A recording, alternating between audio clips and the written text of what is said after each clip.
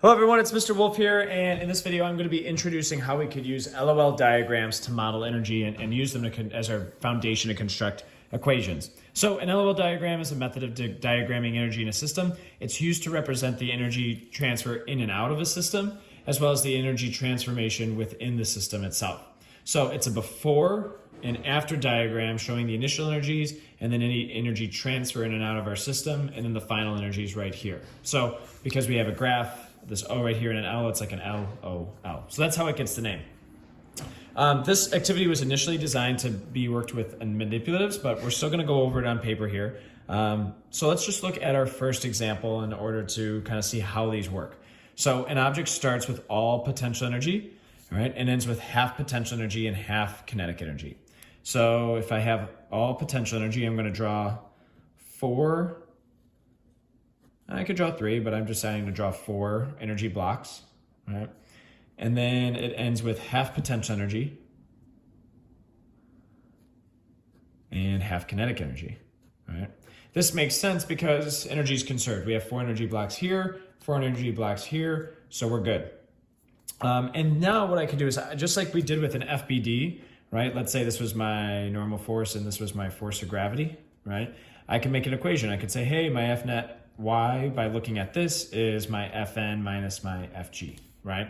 So similarly here, I'm gonna look at my energy types and I'm gonna say, okay, well here I just have potential energy, so Ug, and we don't have any energy in or out of our system yet because we're not really, everything is gonna essentially be frictionless right now, so we're not dealing with that. So we're gonna be zero, right? For at least right now, it's always gonna be zero right here.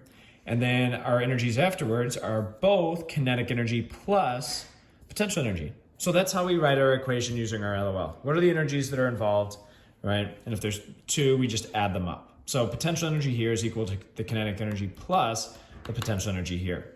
Now, when we're actually dealing with problems, or if we're dealing with physics in the real world, we don't really have many devices that just measure potential energy or just kinetic energy, but we have plenty of devices like rulers, scales, beats bees that can measure velocity, height, mass, right? So a lot of the times we want to know those more specific variables. So instead of just writing Ug here, we're going to write the variables for Ug. So Ug is equal to mgh.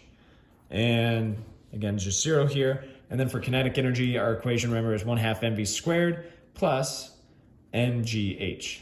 Now, one thing we could do is I could say that, hey, this is my initial height and this is my final height. Now, mass isn't going to be any different, or like there's not an initial mass or final mass, so that's just going to stay the same as mass. All right, so that's how we could make our equation from our LOLs. All right, now I'm really never going to give you another problem anymore where it just says, hey, here's the energies, write them down. It's going to be something more like number 3 right here, where you have to figure out what the energies that are involved. Now, again, we were supposed to use manipulatives with this at first in the original plans, but since I am not here today, we're just going to draw these LOLs to the side for today, and we know that there's going to be no energy transfer, so we don't necessarily need to worry about the O right now. So I'm going to put K and Ug, K and Ug, all right? And it says a paint can is on the top shelf, all right, of a garage, and it falls off the shelf and reaches its maximum speed. So initially it's on the top of a shelf, all right? And if that's the case, I'm going to say, well, is there Ug? In other words, well, first I'm going to ask, is there height? Yeah, it's on the top of a shelf, so there's going to be some potential energy. Maybe I make 4 blocks right here. All right. And then I want to ask, is it moving? It doesn't give me indication that it is, so is there velocity? No. So then just nothing for K. All right, and then afterwards, it says that it falls off the shelf and reaches its maximum speed as it hits the ground. So we're going to say that this is just the point where it's just before it hits the ground. So does it have height? Essentially, no. So there's no Ug. But since energy can't be created or destroyed, we still have to have 4 blocks here, and it's all in K. And this makes sense because just before it hits the ground, it should be going at a pretty decent speed, right? Just intuitively. All right, so let's build our equation from this. All right, here I have Ug initially, so Ug, no energy in or out, and all my energy is in K. So my equation is, hey, my potential energy initially is equal to whatever my kinetic energy is at the end of the scenario.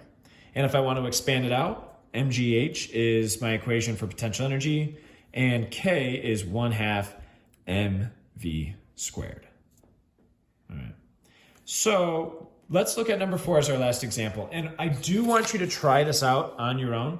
So do me a favor, make your graphs like this, K, U, G, K, U, G. I know there's not a whole lot of room, but try to predict or try out this problem. So pause the video, pause it now, try it out. So hopefully you've had a moment to try out the problem. Toy car is halfway down the ramp and is moving at 2 meters per second. So it looks like we have some velocity. So I want to have some K. All right. And it's about halfway down the ramp. So is there height? Yeah, if it's still on the ramp, it's going to be up in the air. So there's height. So I'm going to draw 2 UG. All right. Again, how did I know to draw 2 UG? I just decided to. I could have drawn 3K, 3 UG. That would have been fine. All right. So then when it's at the bottom of the ramp, it's moving at 4 meters per second, final. All right. So if it's at the bottom of the ramp right here, that tells me that there's no height. So is there height? Nope. So no potential energy. All right. And then it's moving at 4 meters per second. All right. So if that's the case, then I definitely want some kinetic energy. So I'm going to put some kinetic energy in, all right, just like I had before. But I know that if I had 4 energy blocks here, I also need 4 at the end as well. All right. So when I write my equation, it is kinetic energy plus potential energy, initial. Again, there's no energy in and out of our system right now, and then that's going to be equal to kinetic energy, final. And then when I write out my equation, it's 1/2 mv squared, because that's my equation for kinetic energy. That's my initial velocity right here, that 2 meters per second, plus mgh. All right, and then that could be my initial height, and 0. And then k, my final kinetic energy is 1/2 mv, and this is my final velocity squared. And that's my equation. So if I had variables, and I do have some right here, I could plug them in and solve for whether it's the final velocity, the mass, whatever that problem entails. All right. So thanks for watching, everyone. And now what you're going to work on is this packet right here. The goal of this is just to help you with LOLs. So this point is just, hey, let's identify the energies.